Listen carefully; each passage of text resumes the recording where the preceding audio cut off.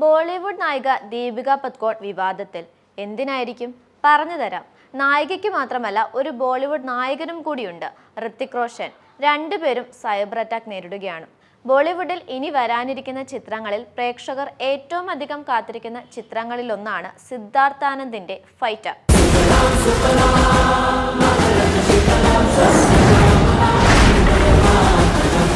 ഷാരൂഖ് ഖാൻ നായകനായ പഠാന് ശേഷം സിദ്ധാർത്ഥ് ഒരുക്കുന്ന ചിത്രം കൂടിയാണിത്.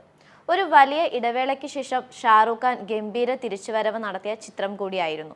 2023 ജനുവരി 25 റിലീസ് ചെയ്ത ചിത്രം 1050 കോടിയിലേറെയാണ് വരുമാനം നേടിയത്. ഫൈറ്ററിൽ ഋത്തിക് റോഷനും ദീപിക പദുകോണുമാണ് കേന്ദ്ര കഥാപാത്രങ്ങളെ അവതരിപ്പിക്കുന്നത്. കഴിഞ്ഞ ദിവസം റിലീസ് ചെയ്ത ടീസറിന് ഗംഭീര വരവേൽപ്പാണ് ലഭിച്ചത്. 24 മില്യൺ വ്യൂവാണ് 1.13 മിനിറ്റ് ദൈർഘ്യമുള്ള ടീസറിന് ലഭിച്ചത്.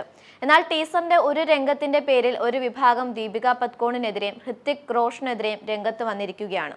എയർഫോഴ്സ് ഉദ്യോഗസ്ഥനായ ഷംഷേർ പത്താനിയ എന്ന കഥാപാത്രത്തെയാണ് ഋത്തിക് അവതരിപ്പിക്കുന്നത്. സ്ക്വാഡ്രൺ ലീഡർ മിനാൽ റാത്തോഡ് എന്ന കഥാപാത്രമായാണ് ദീപിക എത്തുന്നത്. ടീസറിൽ നായികന്മാരുടെ ഒരു ഇന്റിമേറ്റ് രംഗമുണ്ട്. ഇതിൽ ദീപിക മോണോക്കിനിയാണ് ധരിച്ചിരിക്കുന്നത്. മോണോക്കിനി എന്താണെന്നല്ലേ?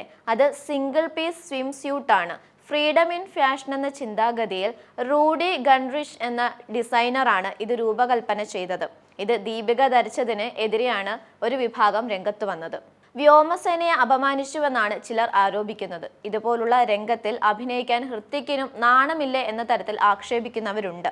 നേരത്തെ പഠാനിലെ ഗാനം പുറത്തിറങ്ങിയപ്പോൾ ദീപികയ്ക്കെതിരെ കടുത്ത വിമർശനവും ഉണ്ടായി.